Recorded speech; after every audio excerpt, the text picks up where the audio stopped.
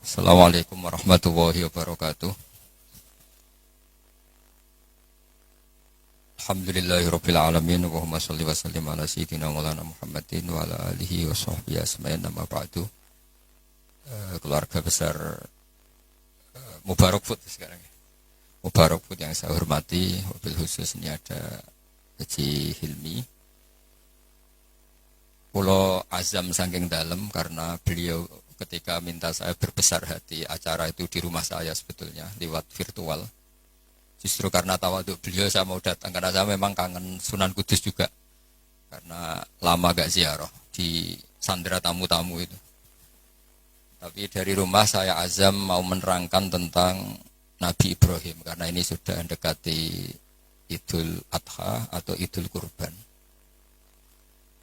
Di antara yang membolehkan ulama kerso atau mau populer atau mau dimaklumatkan atau mau tampil adalah awalun nubuwah itu dimulai dari at-tahaddi. Jadi semua kenabian itu dimulai dari memaklumatkan ke publik bahwa seorang Rasulullah Muhammad SAW juga semua nabi itu harus memaklumatkan diri kalau beliau itu nabi. Nah sebetulnya itu juga seterusnya orang alim, wali, itu juga habib, itu juga harus memaklumatkan diri kalau beliau itu habib. Tentu tidak harus dengan lisan, tidak harus dengan apa, tapi yang penting memaklumatkan. Kenapa itu penting? Kita bikin analogi. Saya bikin analogi dulu. Misalnya Anda punya istri sedang hamil. Anda tahu di situ ada klinik persalinan atau dokter bayi atau dokter untuk menangani orang-orang hamil. Itu Anda ngerti karena apa? Karena plang ya, karena tanda itu. Di situ ditulis dokter kandungan siapa itu, atau klinik persalinan. Atau bahasa kerennya klinik korban lelaki. Itu menjadi tahu karena diberitahu. Begitu juga kita konsultasi sama dokter psikologi. Kita tahu karena ada tulisan dokter psikologi dan seterusnya. Kemudian kita kuliah juga gitu menjadi tahu kalau itu UGM, UII atau UI juga karena tulisan atau karena maklumat. Nah harusnya memberitahu kalau Anda orang alim atau Anda wali atau apa itu boleh dengan makna yang positif bahwa ini maklumat. Nah kaitannya dengan Nabi Ibrahim alaihissalam, beliau itu pernah munajat dan ini awal beliau bergelar Khalilur Rahman, kekasihnya Allah.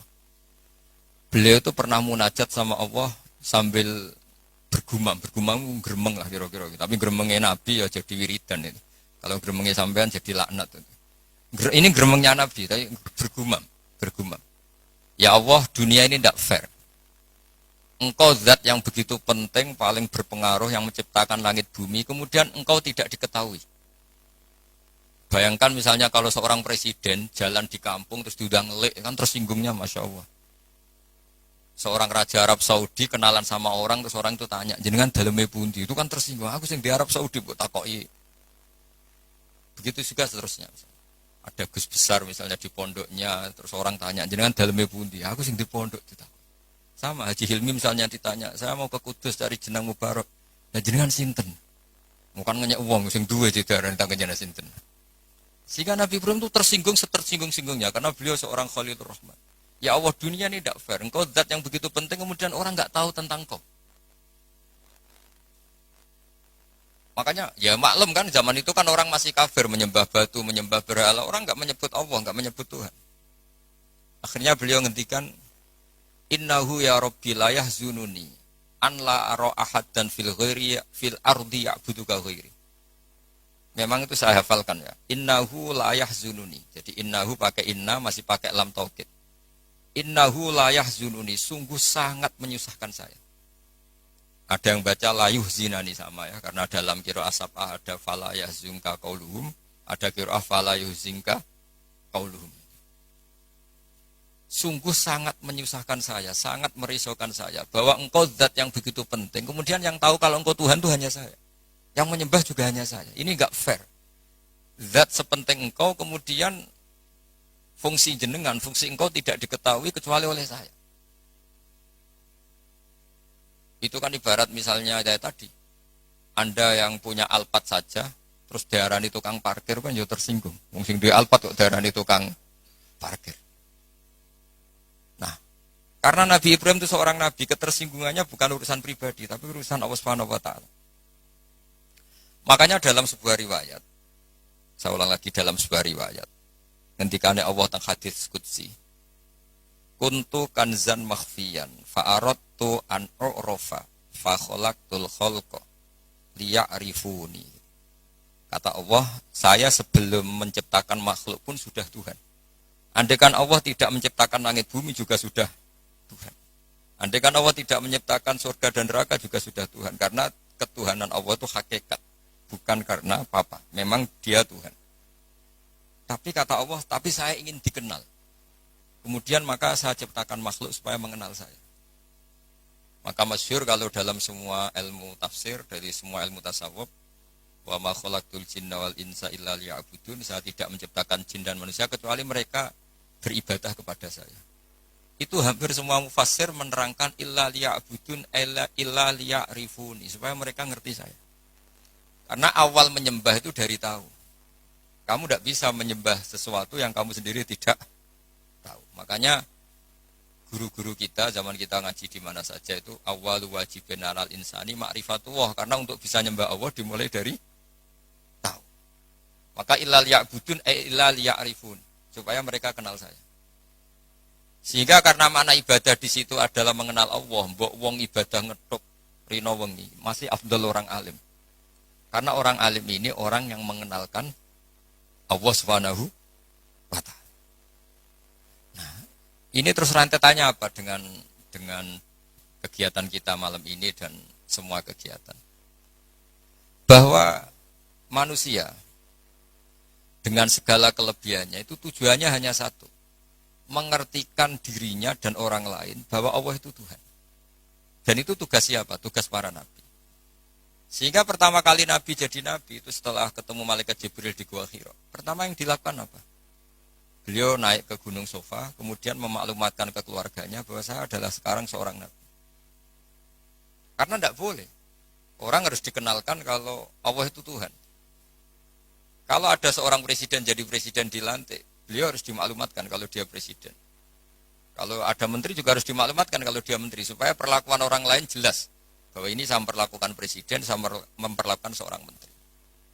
Sehingga ini penting saya utarakan, urutan pertama terpenting di dunia adalah memaklumatkan kalau Allah itu sebagai Tuhan. Dan semua Rasul sebagai utusannya Allah.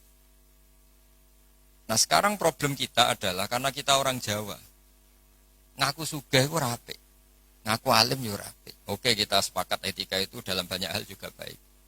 Tapi itu tidak bisa dipegang banget. Karena kalau orang misalnya nyuwun sewu, kaya terus ibu-ibu miskin, nanti untuk BLT. Ya lucu tuh, misalnya Haji Hilmi terus untuk apa? BLT. Ini kan terus lucu. Jadi apa-apa kalau berlebihan itu efeknya naik. Misalnya saya ngaku bodoh, itu oke lah, itu tawaduk bagus. Tapi misalnya aku ngaku bodoh, terus orang mulang tafsir, gak mulang ngopo, terus tafsir diulang ngomong sing ra jelas. Kayak apa dosanya saya? Saya masih ingat di antara awal-awal saya kenal Pak Quraisy Shihab, kata beliau, kita ikut dosa kalau yang mengajar itu tidak ahlinya, karena enggak karu-karuan. Sehingga apa? Dosanya orang alim itu apa? Kitmanul ilmi, menyembunyikan ilmu. Makanya ilmu itu harus dimaklumatkan. Tapi tentu tanpa hadun nafsi, bahwa orang itu enggak perlu ingin populer, enggak perlu. Saya enggak pernah ingin populer. Tapi saya ingin mempopulerkan ulumullah, mempopulerkan ilmu-ilmunya Quran. Jadi di antara sebabnya Nabi Ibrahim jadi Nabi adalah beliau pernah risau sampai punya gelar Khalilur Rahman. Beliau setelah menemukan Allah punya kerisauan, ya Allah sungguh dunia ini tidak fair. Engkau zat yang begitu penting, pencipta langit bumi, zat yang begitu perannya penting, kemudian orang tidak kenal engkau.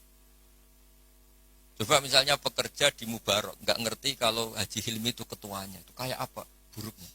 Kamu nggak ngerti kalau presidennya Pak Jokowi, itu kayak apa buruknya. Kamu nggak ngerti kalau bapak kamu itu Karmen, itu kayak apa ngawurnya. Nggak ngerti status orang yang berjasa ke kita itu buruk sekali, apalagi nggak ngerti Allah Subhanahu wa ta'ala itu betapa buruknya. Sehingga Nabi Ibrahim itu risau. Nak sampean kan risau kok roh nak aku melarat wong ora gelem sedekah, jadi risau mikir dirinya sendiri. Misalnya seneng cewek kok ora roh cewek iku nak aku seneng dikne. Jadi itu egois sekali. Nabi Ibrahim itu yang dirisaukan adalah Allah zat yang begitu penting kemudian tidak dingerteni oleh mereka. Jika beliau mulai bikin cara untuk Allah dingertikan. Nah ini mulai ada masalah karena mulai bersentuhan dengan orang banyak. Beliau pura-pura sakit. Tanya, kenapa kamu sakit? Ini loh sedang berobat. Dia kalau di sini mungkin di perapatan ya atau kalau di sini mungkin simpang 7. Beliau terlentang. Faqala inni sakim, saya ini sakit.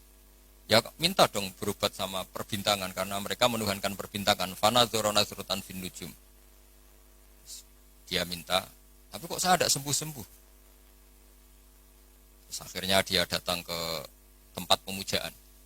Setelah datang ke tempat pemujaan, terus beliau ngasih beberapa makanan. Kok enggak kamu makan? Jadi Nabi itu ya lucu. Wong karuan berhala kok ditawarin makan.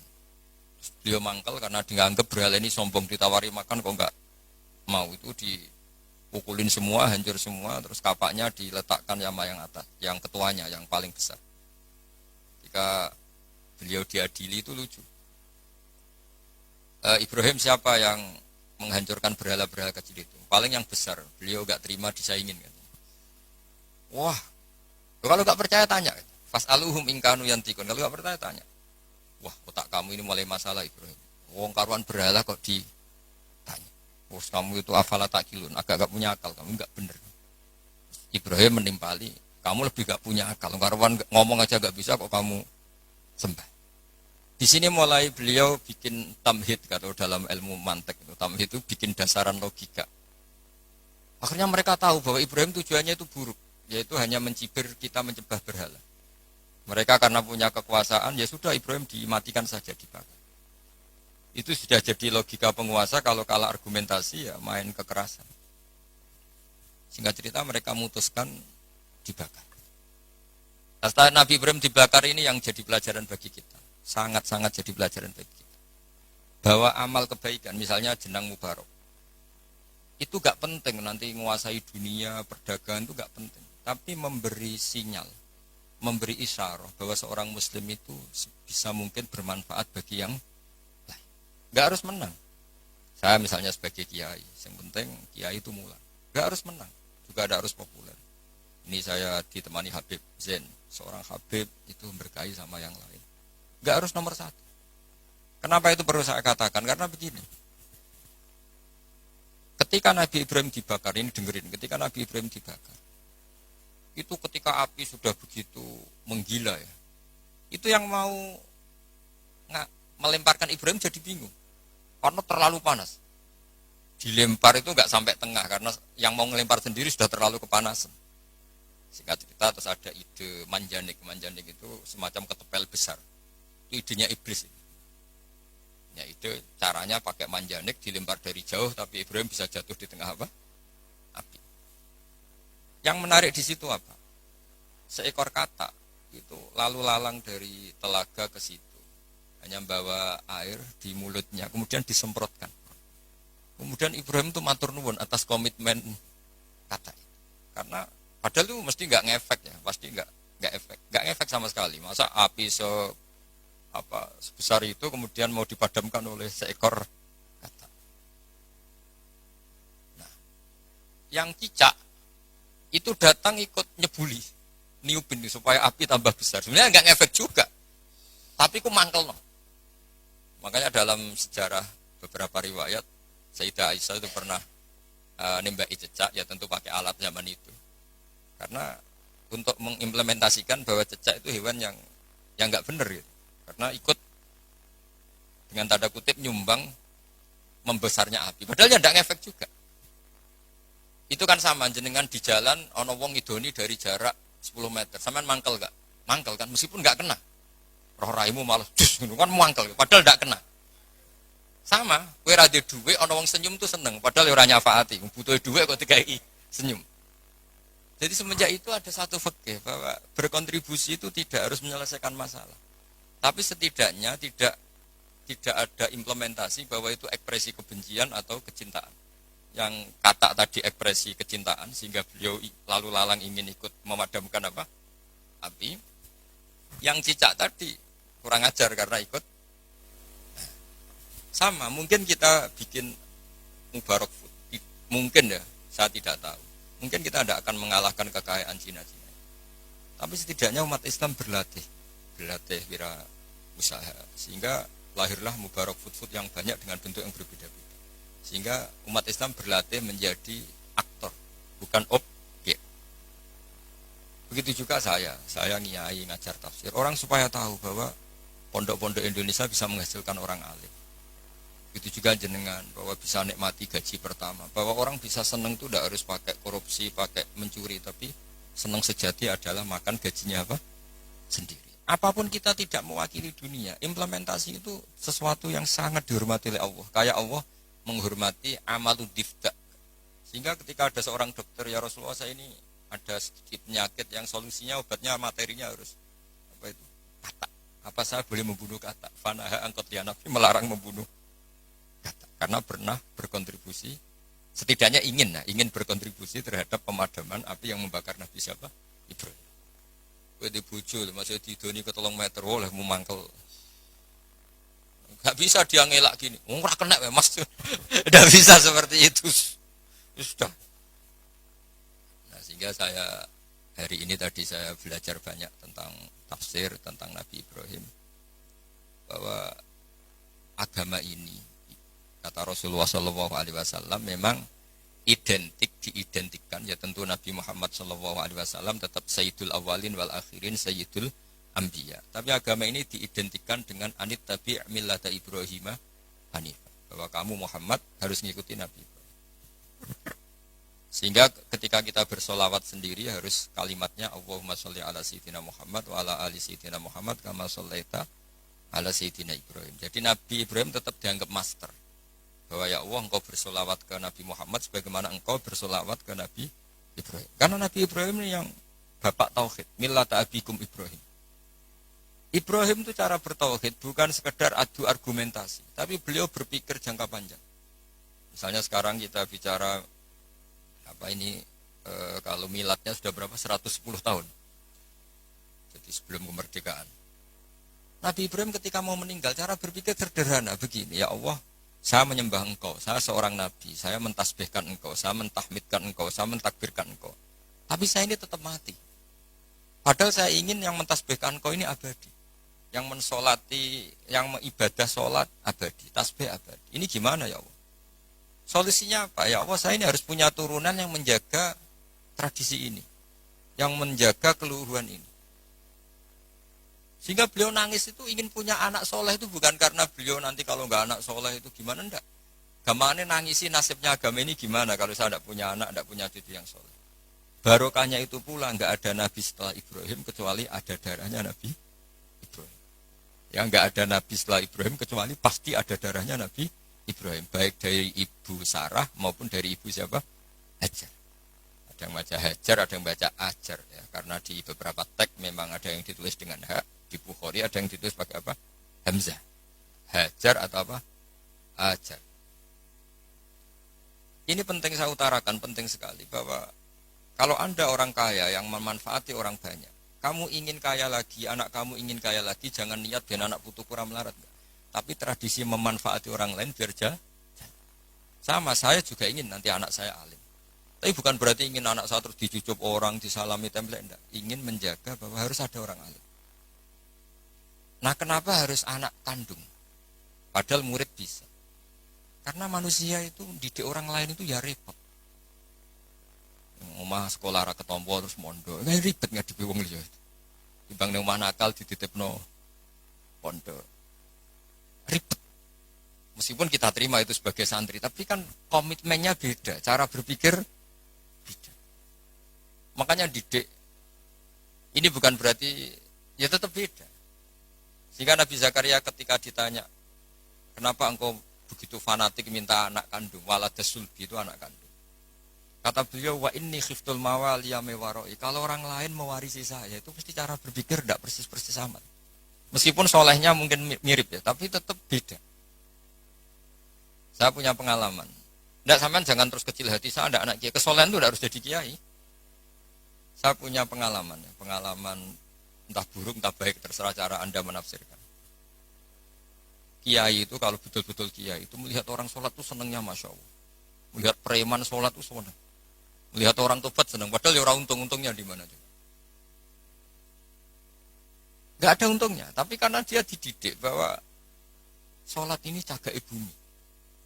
Apalagi kalau kiai ini sudah jadi wali, bahwa Allah tidak menghancurkan bumi ini, pertimbangannya karena masih ada yang sholat. Nah, sementara kalau kamu itu otaknya pedagang, rawong sholat itu banyak kebutuhan sarung. Wah, nak ngono gawe sarung. Berarti tekem Cina kayak tadi. Banyak orang haji terus Cina merodok apa? Pakaian apa?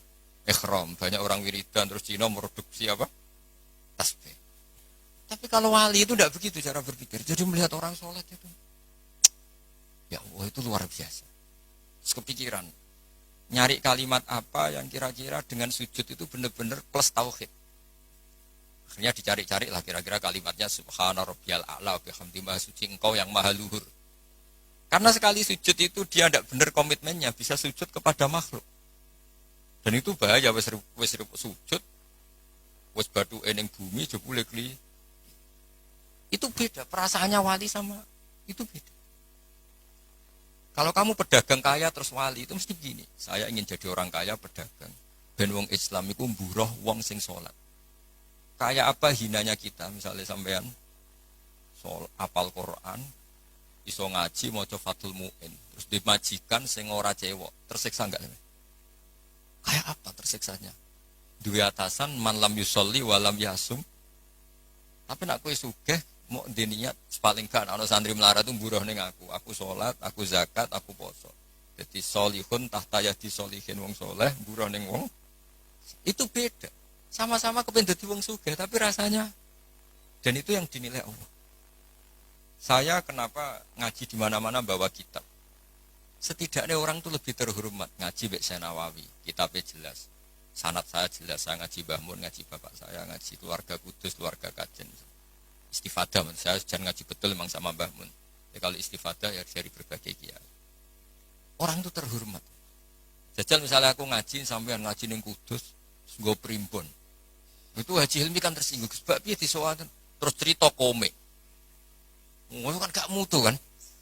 Yo sini-sini wong Kudus kan wah, banyak wong Kudus kan. Tapi kalau kita pakai sanad yang baik, pakai kitab yang baik, kan yo ngregani sing diaturi. Sehingga kenapa Nabi itu mesti min ansabi qaumi? Enggak ada Nabi kecuali dari nasab terbaik. Enggak ada Nabi kalah ganteng. Semua Nabi pasti yang terganteng di kaumnya. Ya terbaik nasabnya di kaumnya. Karena Allah itu kepengen ngergani masyarakat. Misalnya kayak di Nabi terus keriting, pesek, ya ribet. Senajan to soleh. Maka enggak ada Nabi illa min ansabi qaumi kecuali dari nasab terbaik. Jadi kadang-kadang orang salah paham, wah ini nasab enggak penting, ya penting sekali. Justru dengan nasab ini masyarakat terhormat. Punya Nabi dari kasta terbaik, dari marga terbaik, dari kultur terus wajahnya juga ajmalan nas.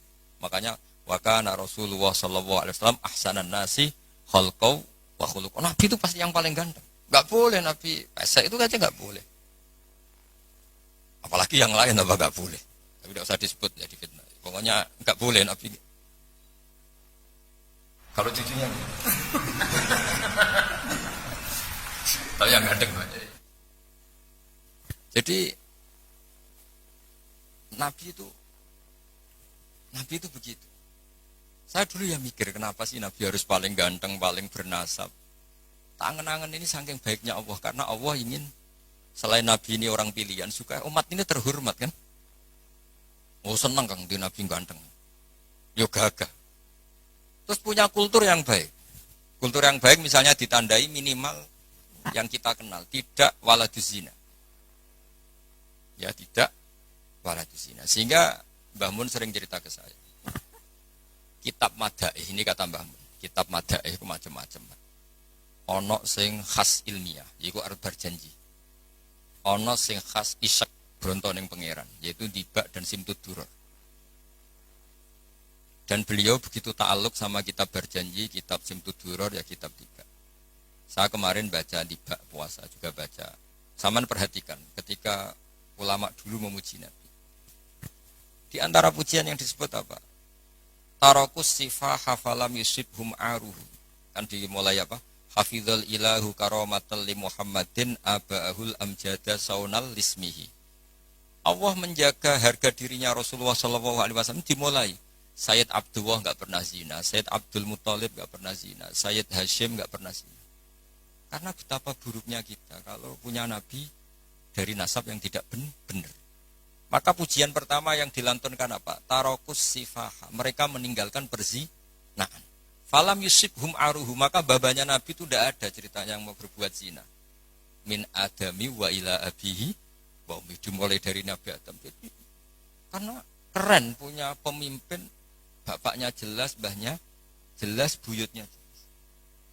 Saratun saronur nubuati fi asari rihurohimul bahiyah. Itu begitu. Akhlaknya juga gitu. Gak ada nabi kok medit. Pusing kan gitu nabi medit. Pusing.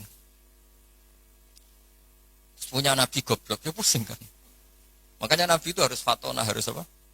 Cerdas. Misalnya di nabi sekolah atau munggah kan pusing. Terus jadi nabi kue sing ranking. Iya sekolahnya pinter aku kok. Wong jadi kiai saja kalau ketemu temannya pusing. Karena temannya menangin aku sekolah atau munggah itu saja sudah pusing. Makanya jangan pernah jadi kiai ketika kiai kamu masih hidup itu menangi goblokmu itu. Wah itu masalah itu kan. Wong konco kiai ketemu konco pengapesan. Kok iso ngorek muin. Wong dhisik maca jurumiyah sering ditek itu ada masalah kan.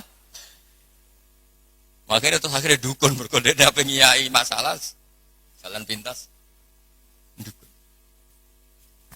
Ini saya cerita. Sehingga Nabi itu mesti dari gen terbaik. Hafizul ilahu karomatan li Muhammadin aba'ahul amjada saunalismi. Allah menjaga harga diri Nabi itu tidak mulai Nabi Muhammad. Itu dimulai dari Nabi Adam. Begitu juga menyangkut ibunya. Terus begitu. Jadi gak ada penjagaan sesempurna kayak Allah menjaga kekasihnya Rasulullah Shallallahu Alaihi Wasallam. Ya, tapi sekarang itu memang zaman fitnah ya macam-macam. Orang baca dibak dikatakan bid'ah. Saya bilang, andai kan dibak kamu baca pakai bahasa Indonesia, itu saya yakin tidak ada yang bilang bid'ah. Karena itu buku sejarah. Berhubung mbok waca ndermemel koyok mantra, lha iku sing mari akhire darani bid'ah. Coba kalau kamu baca bahasa Indonesia di depan orang yang biasa darani itu nah kamu baca aja. Baca. Baca yang apa? Di sini biasanya tiba apa berjanji. Apa simtudur apa saja saya hafal insyaallah. Enggak yang terkenal saja. Berjanji apa? Apa? Al berjanji misalnya dimulai dari apa? Yang mulai wabaktu ya. Wabaktu faqul huwa Muhammad bin Abdullah bin Abdul Muthalib. Itu kan kalau ditulis bahasa Indonesia ya, ketahuilah bahwa Muhammad putranya Sayyid Abdullah. Muhammad bin Abdullah bin Abdul Muthalib. Abdullah itu punya bapak namanya Abdul Muthalib. Wasmuhu Syaibatul Hamdi. Sayyid Abdul Muthalib itu nama lainnya adalah Syaibah. Kila itu ketika beliau lahir sudah beruban. Syaibatul Hamdi, orang beruban yang sering baca tahmid, baca Alhamdulillah. Sehingga dulu Ka'bah itu kalau menuju ke Ka'bah ada namanya Babu Bani Syaibah. Kalau kamu ngaji fikih kesunatan masuk apa? Masjid Haram dari Babu Bani Syaibah itu nama lain dari Sayyid Abdul Muthalib. Wasmu Syaibatul Hamdi. Kenapa dikatakan Alhamdi? Humidat hisaluhus saniyah. Dia punya perilaku-perilaku yang sangat terpuji. Di antara yang paling masyhur adalah ketika penduduk Mekah kesulitan nyari air, beliau munajat terus sama Allah sampai mimpi dingertikan lagi oleh Allah tempat Zam-Zam. Apa tempat Zam-Zam. Akhirnya beliau ngeduk lagi. Makanya Zam-Zam itu dinisbatkan ke Abdul Muthalib. Padahal Zam-Zam tentu mulai Nabi Ismail. Paham ya? Tapi di bab tertentu dinisbatkan Abdul Muthalib. Makanya masyhur wa yundabul mausulu billadhi istahar kabi'ri Zam-Zamin yali waman hafar. Jadi Abdul Muthalib itu punya gelar waman hafaro bi'ro Zam-Zama. Wahai orang yang menggali lagi sumur apa? Zam-Zam. Jadi beliau itu intinya itu lama sekali penduduk Mekah sudah kehilangan Zam-Zam. Abdul Muthalib munajat. Akhirnya karena beliau min dzurriyyati Ibrahim dingertikan Zamzam. Makanya kata Alfiyah apa? Wa yundabul mausulu billadhi istahar kabi'ri zamzamin yali waman hafar. Sudah kita terjemah saja. Abdul Muthalib nama lainnya adalah Syaibatul Hamdi, orang tua yang selalu muji Allah. Kenapa terpuji? Karena semua perilakunya termuji. Wasmuhu Syaibatul Hamdi humidat hisaluhus saniyah. Ibnu Hashim. Ya terus begitu. Ladekan itu kamu tulis dengan bahasa Indonesia. Kamu kasihkan orang yang biasa membid'ahkan tiba atau berjanji. Wah bagus ini buku sejarah. Tapi setelah kamu baca Arabnya, kenapa jadi bid'ah? Itu yang salah itu dua-duanya menurut saya. Yang dengarin nggak paham, yang baca kayak jimat. Karena yang nggak paham terus, Allah, apa maksudnya nggak jelas mungkin. Ya sama-sama nggak jelas itu akhirnya berakibat nggak jelas juga kan. Makanya saya mohon niru kayak Habib-Habib Yaman tuh. Kalau baca berjanji itu diam semua. Karena paham, do nangis. Yang baca ya nangis. Nangis paham, bukan nangisi nasibnya enggak. Jangan gak cerita Mbah Mun pernah cerita di sekolah khotib GR gede rumongso. Ini cerita Mbah Mun ya cerita kiai lah, banyak cerita itu masyhur. Orang ada wong desa ku nuwakis dikira khotibe khotbah sukses. Bertakoi wah, khotbahku sukses ya. Mboten kula eling jenengan eling wedhus kula sing ilang. Dadi wonge malah dimiripno. Oh mangkelnya khotibnya wah semong dipadano. Jadi nangisnya itu enggak bener. Jadi ini saya cerita. Dan nasab ini terus kata Said berjanji wa adnanu bila raibin inta zalimil ulumin nasabiyah ila dzabihi Ismaila nisbatuhu wa muntama. Nabi Ibrahim itu adalah Abul Arab. Makanya kata berjanji wa adnanu bila raibin inta dzabil ulumin nasabiyah ila dzabihi Ismail. Sayyid Adnan ini tidak ada keraguan lagi menurut para pencatat nasab bahwa beliau adalah turunan Nabi siapa? Ismail. Nah Ismail itu bin. Kenapa Imam berjanji harus cerita itu ngotot?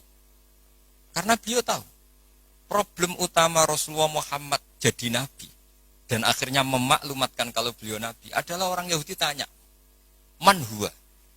Wa ma nasabu? Dia itu siapa? Lalu nasabnya siapa? Karena lama sekali orang Arab itu jahiliyah, jauh dari peradaban agama. Sehingga ketika ada isu lah, kalau menurut orang Yahudi bukan menurut bahasa kita. Ketika ada isu bahwa orang Arab ada yang jadi nabi, itu orang Yahudi mencibir. Gak mungkin Nabi ilah min Bani Israel.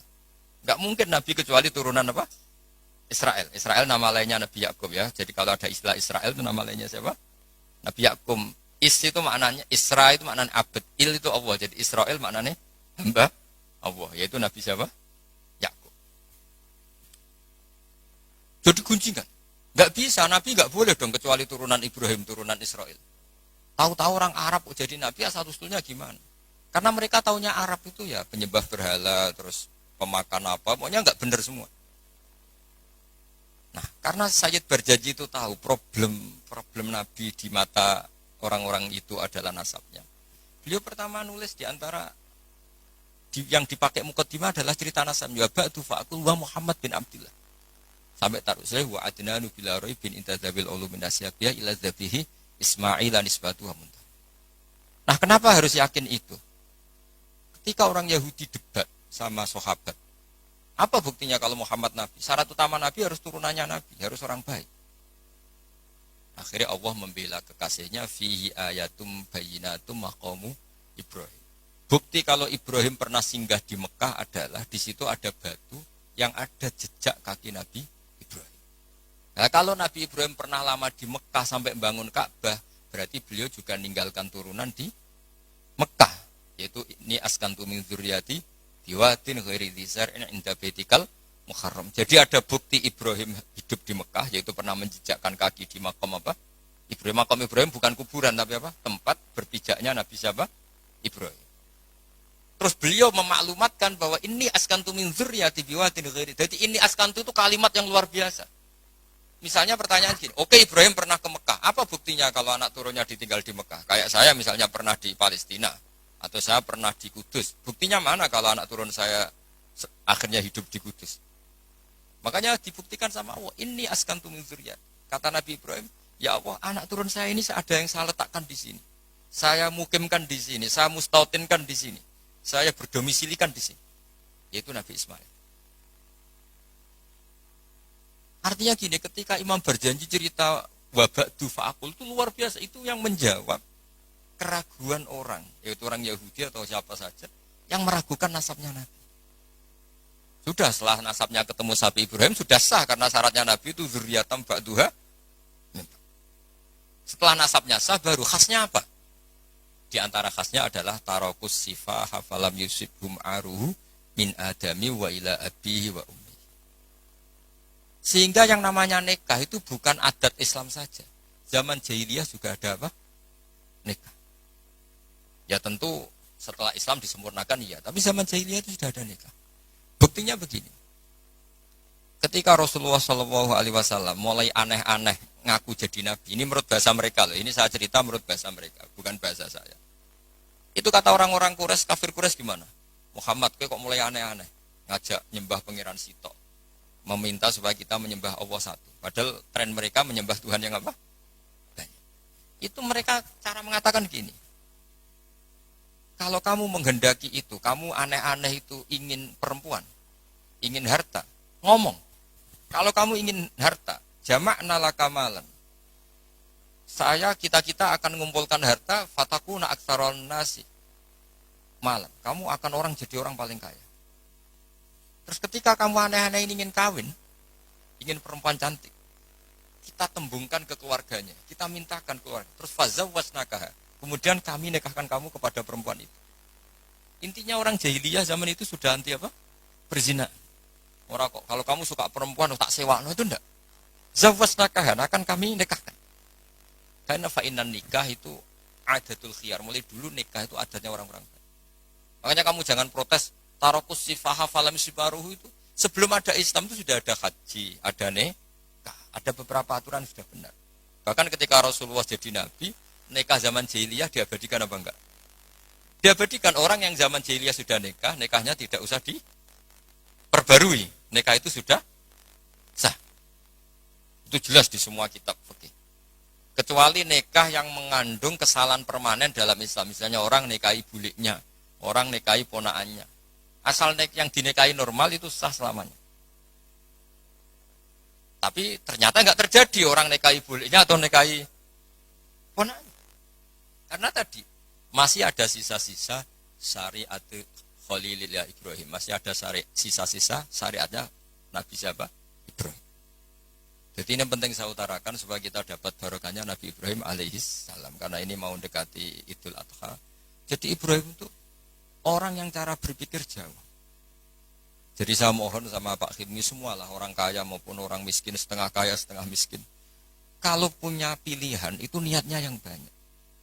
Ya tadi misalnya kita ingin jadi orang kaya, punya pekerja banyak. Niati biar orang soleh ini tahta yadi solihin.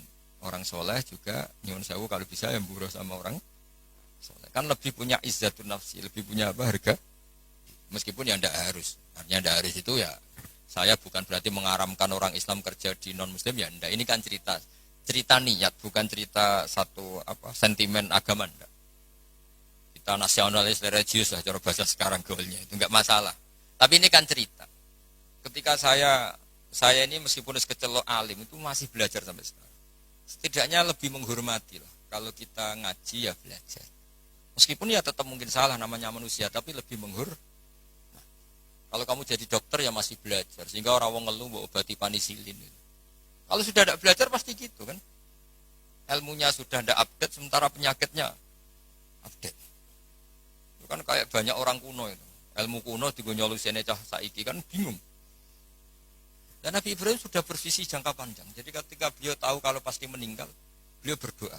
Rabbana wab'ats fihim rasulam minhum yatlu 'alaihim ayatika. Ya Allah, saya ini pasti meninggal, maka zuriyah saya harus jadi rasul. Di mana rasul itu tugas utamanya apa? Yatlu 'alaihim ayatika. Saya hanya punya kepentingan ada yang selalu memaklumatkan bahwa engkau itu Tuhan. Bahwa cara menyembah engkau orang juga benar karena anut guru. Jadi kekhawatiran beliau itu enggak ada rasul yang yatlu 'alaihim ayatika yang membacakan ayat-ayatmu. Betapa bahayanya kalau kita ini terus kemudian tidak ada ulama, tidak ada kiai. Mungkin kita sudah menuhankan uang, menuhankan jabatan. Tapi barokahnya banyak ulama, banyak kiai, kita hanya menuhankan Allah Subhanahu wa taala. Ono corona ya tenang, ono apa ya tenang. Mati ya mati aja biasa. Coba kita zaman dijajah Belanda, kayak apa susahnya kita? Itu orang-orang kita dulu ya bahagia. Dan banyak istrinya banyak padahal zaman itu. Padahal zaman sekarang aja susah, zaman itu sudah. Coba kita nong kuno-kuno itu. Istrinya rata-rata satu apa banyak. Padahal zaman dijajah. Artinya nikmatnya Allah itu nggak kurang pasal. Yang bahagia ya banyak. Sekarang zaman modern yang susah juga. Itu kalau kata Mbah Mun, pangeran tetap sitok. Sing dadi pangeran tetap Allah. Nggak usah kamu teliti dunia, podo wae yang pangerane podo. Artinya mulai Nabi Adam sampai kiamat, ya ono seneng, ono susah, ono kasil, ono ra kasil. Wis ora usah mbok teliti, wis ngono mesti ngono. Jadi kira usah penelitian zaman Nabi Adam. Kok polanya sama? Ada yang tertawa, ada yang menangis. Ya ada saat tertawa. Hubungan mbek bojo mbok teliti sak dunya padha. Kadang yang mesra, kadang yo tukaran. Wis sudah sama. Kancanan yang ngono, kadang seneng, kecewa, wis ngono. Akhirnya kita belajar dari itu ngelmoni. Termasuk akhirnya ada Imam Syafi'i, ada yang ngarang hikam. Cara ngelmoni itu ya lucu lama itu. Malah enak digedingi wong akeh, ra diutangi. Loh kira-kira ngutang Haji Hilmi itu yang kenal apa yang gedeng? Yang kenal, orang kenal juga gak baik. Makanya kata Imam Syafi'i ditanya, orang sehebat jenengan ternyata yang benci banyak. Imam Syafi'i jawabnya enak. Waman asa'a ilaika faqat atlaqaka. Sebenarnya orang benci kamu itu positif. Minimal gak utang kue. Kowe tahu nyileh mobil wong sing mbok gedhingi. Tapi nak kowe akrab mek Haji Hilmi bahaya iso nyileh Alphate, nyileh macam-macam. Jadi enteng saja ulama. Ada orang cerita Imam Syafi'i orang yang tadi nyucup jenengan, hormat jenengan, ternyata setelah di luar ngerasani jenengan. Itu gaya-gaya nantok hormat jenengan, setelah di luar ngerasani jenengan. Imam Syafi'i muni alhamdulillah. Berarti aku wibawa ning arep Purawani. Jadi dianggap enteng saja. Karena apa? Ya orang dulu itu ya sudah munajatnya sama Allah sudah. Hikam yang ngarang hikam ini cerita bahwa harus dielmoni. Hikam itu malah lebih gampang lagi. Ketika Allah memberikan apa yang kamu inginkan, itu berarti mata a'toka asyhadaka birrah. Ketika Allah memberikan apa yang kamu inginkan, maka Allah ingin mengertikan kamu bahwa Allah itu zat yang baik. Sehingga kamu minta apa saja dikasih. Wa mata mana'aka asyhadaka qarra. Ketika Allah menghalangi yang kamu minta, asyhadaka qarra. Bahwa Allah menunjukkan saya ini Tuhan, enggak bisa kamu dikte-dikte. Lho kowe di pangeran terus nurut terus mbek kowe iku ya ora gaya. Pangeran kok nurutan, itu kerennya di mana coba? Pangeran yo gagah kudu al-qahar, zat yang enggak bisa diatur. Jadi kena ndonga kok ora disebadani nggih Gusti top jenengan. Ora kena dirayu, ora kena diatur, atur. Wes pangeran tenan jenengan. Misalnya pangeran nurut terus iku pangeran, tak budak kan gitu. Makanya Allah tidak hanya punya sifat Rahman Rahim, itu punya Al-Jabbar, Al-Qahar. Jadi segampang itu. Lho kayak di pangeran terus nurut mbek kowe kan. Aku lah kecewa. Mesti protes lho.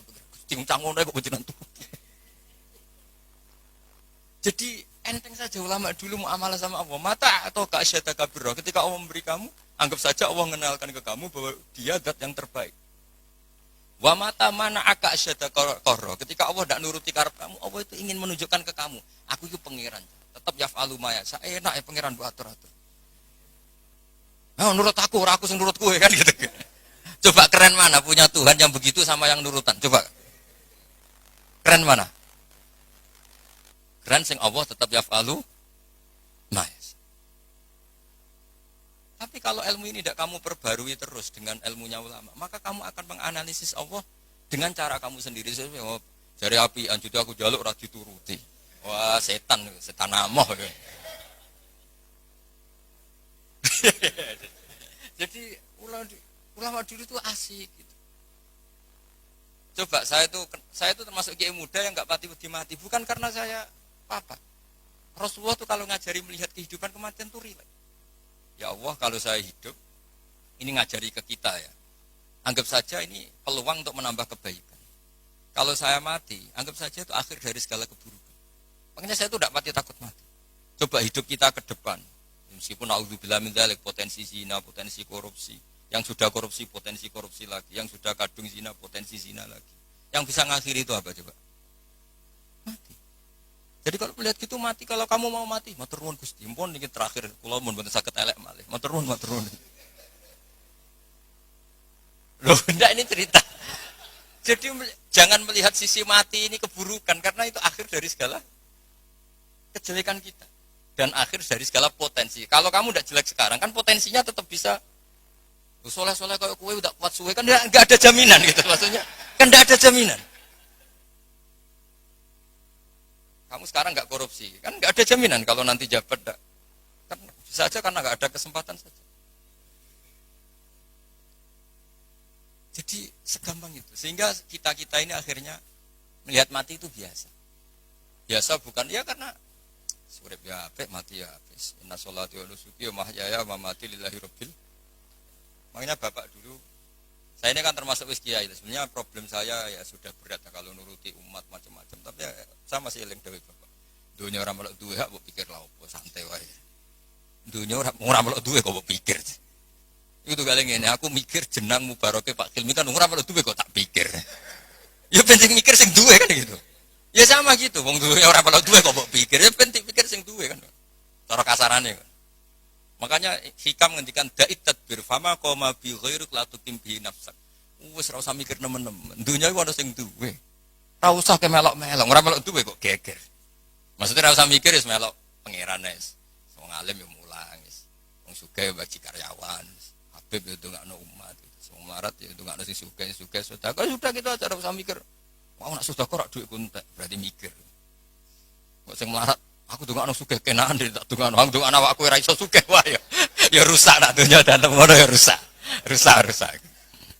Ya jadi ini saya cerita ilmu. Segampang itu lama melihat. Makanya saya pernah baca dalam satu kitab itu lucu.